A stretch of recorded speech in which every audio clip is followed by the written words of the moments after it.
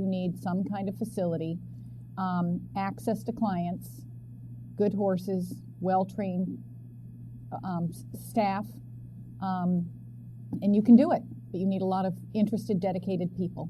Now, we just recently saw a picture of the volunteers, or that, I mean, you said you have, what, 175 volunteers? That's a week. We rely on about 250 volunteers probably over a year, because we have special events as well.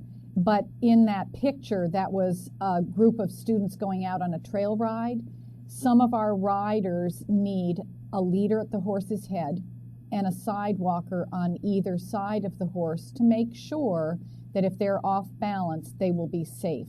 Those sidewalkers are making sure that that person stays in the middle of the horse's back.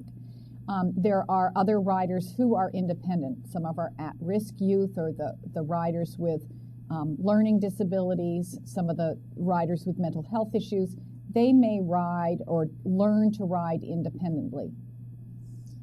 I'm going to stay here for a minute on the volunteers. Do any of the volunteers that you have, do they come on a day when they're not taking the horses out, but do the cleanup, or, mop the stalls? That's a great question. Our volunteers are really there 7 days a week.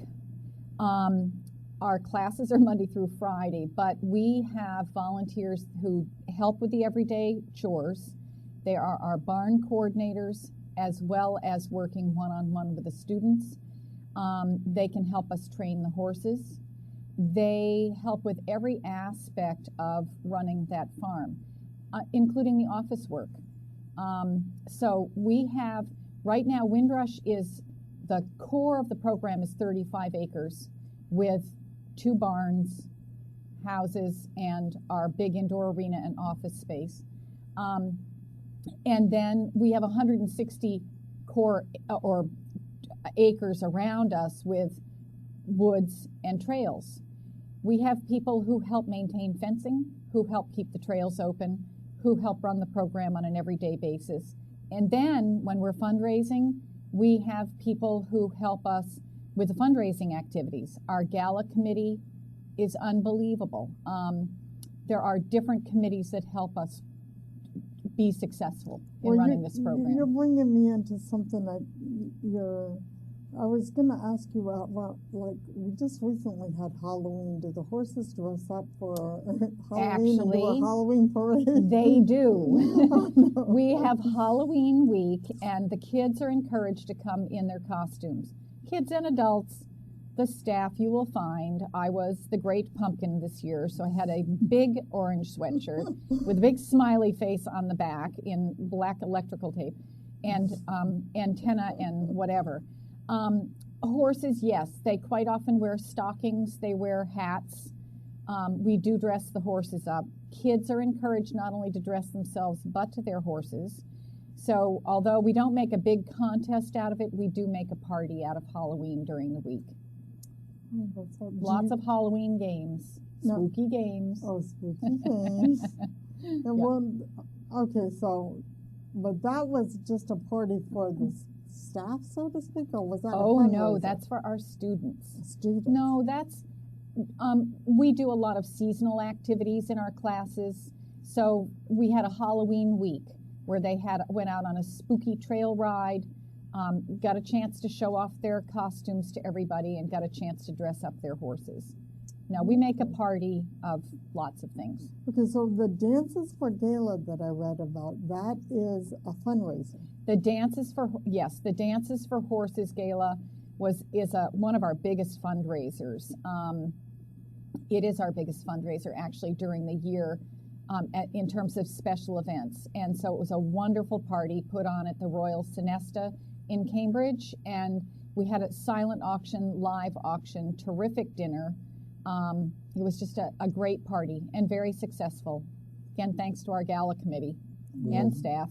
We had 275 guests who came to support Windrush. So. Wow. Yep. And Susan Warnick. It was a wonderful auctioneer. Susan Warnick came and just did a fabulous job as the auctioneer and the hostess of the evening. So it was a great party. Well, I would have loved to have been there. Come next year, we'll send you a ticket. That would have been awesome. Well, okay, I'm going to go back to your volunteers again for a minute. What kind of qualities do you look for in maybe your staff or just people that you want to be around the horses, people that you want to interact with some of the staff people have to be horse knowledgeable. That is, the instructors need to be obviously horse knowledgeable and have to be dedicated to the students. They put in lots of hours with not a great amount of pay, but they are dedicated to their students. They're creative. They're great people. In terms of the volunteers, they can be horse knowledgeable or they do not have to be horse knowledgeable. We train, they go through an orientation and training program, and they really pick their niche at Windrush. They might want to work around the animals in the barn. They might want to work one-on-one with the students. Okay, Mandy, let me just stop you for a few minutes. I want to show, we have another clip, so to speak, and I really want to show that before we run out of time. Do we have that available? What is happening here is the beginning of our riders who have come from the service. And this, we hope, will grow more and more. My name is Donald O'Hagan. I'm a veteran of the Vietnam War and 100% disabled, and for the first time in about 25 years, I'm excited about something. I go to the VA hospital every day, so instead of on Wednesdays, I come here. And I'm happy. It makes me happy. For horses do for disabled people is his movement when a rider is sitting on his back causes the rider to have his whole body moved as he would be if he were doing a normal walk. And for those who have lost the ability to walk through their service, it's great to bring them back. And there have been people who've been severely disabled who have come back to being able to walk on their own and live their own life. So it's great for us to see what our horses are able to do with people who have disabilities, especially those who have been in the service and have done so much for our country. So we're glad to do something for them. Okay, before I want to close out the show, but I do want to ask you too if you have any kind of closing comments, any thoughts that maybe you want to bring out at this point. Well, I think the one thing I would say is that people are welcome to find out more about us, and we're just at the point now of embarking on a second capital campaign to fix up the facility and make things better for all of our participants. So anyone who wants to participate or support us is welcome. Yay.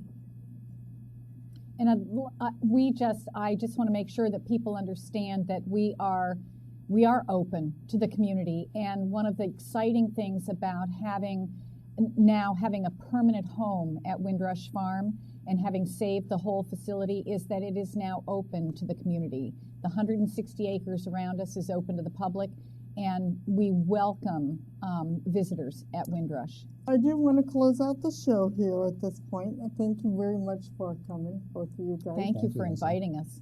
Thank you again for joining me.